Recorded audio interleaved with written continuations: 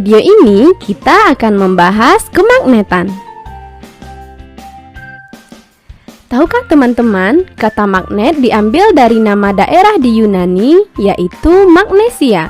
Di Magnesia, bangsa Yunani menemukan batu yang dapat menarik besi atau baja atau campuran logam lainnya sekitar 400 tahun yang lalu.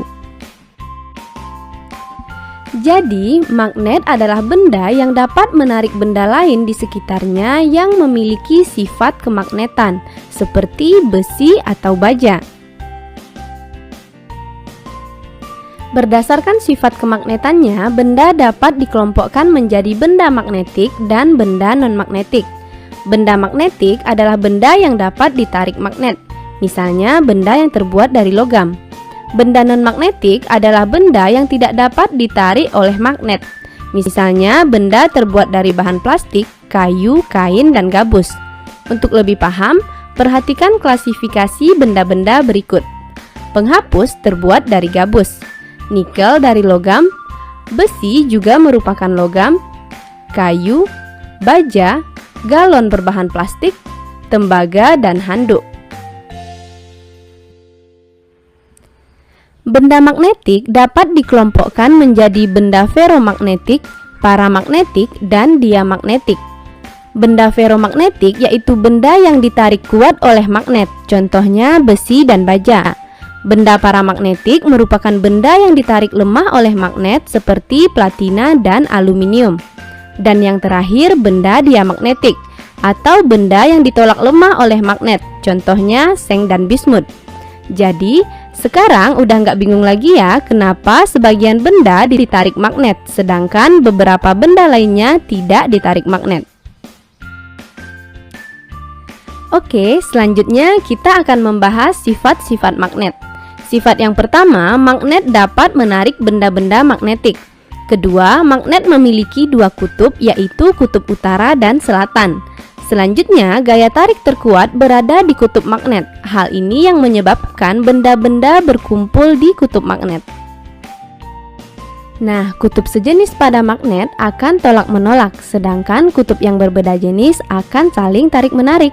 Dan sifat magnet yang terakhir adalah dapat berputar bebas di udara secara horizontal. Pernahkah teman-teman mendengar istilah magnet elementer? Magnet elementer adalah magnet-magnet kecil yang menjadi penyusun suatu magnet. Setiap magnet disusun oleh magnet-magnet kecil yang memiliki sifat yang sama dengan magnet, yaitu memiliki dua kutub, kutub utara dan kutub selatan.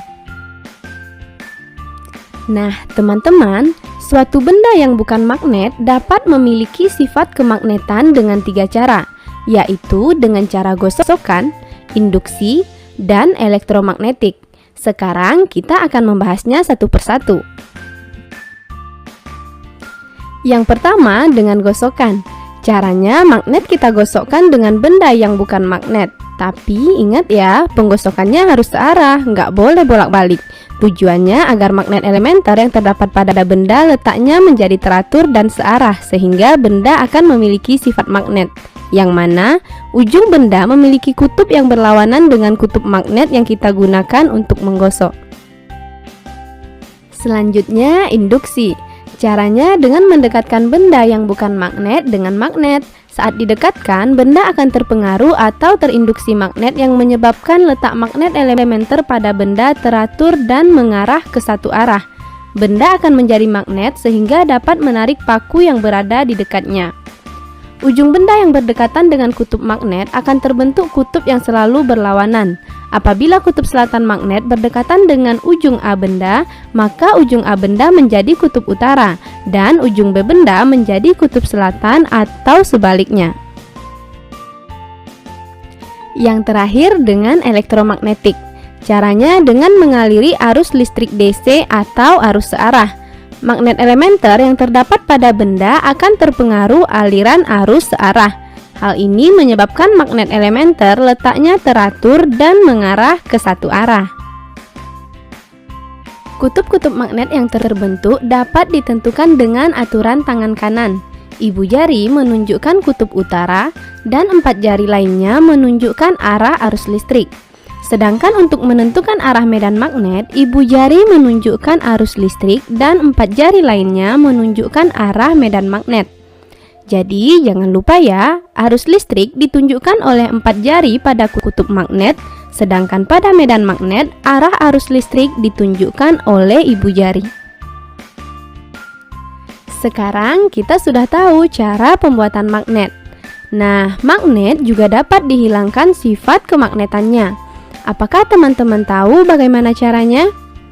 Sebuah magnet akan hilang sifat kemagnetannya jika magnet dipanaskan, dipukul, dijatuhkan, dan dialiri arus listrik AC atau arus bolak-balik. Paham ya, teman-teman? Selanjutnya, agar lebih paham, kita bahas soal-soal berikut. Soal pertama, benda yang ditarik lemah oleh magnet atau benda paramagnetik. Perhatikan pilihan jawabannya. Besi adalah benda ferromagnetik, aluminium benda paramagnetik, seng merupakan benda diamagnetik, dan baja adalah benda ferromagnetik. Jadi jawabannya B. Soal selanjutnya, pernyataan yang benar tentang kutub-kutub magnet adalah: kita sudah tahu kalau kutub senama akan tolak-menolak dan kutub tidak senama akan tarik-menarik. Jadi jawaban yang benar adalah A. Oke, berikutnya, bagaimana pembuatan magnet secara elektromagnetik? Untuk membuat magnet, kita menggunakan arus DC. Logam atau besi diberi kumparan yang dialiri arus DC. Jadi jawabannya adalah C.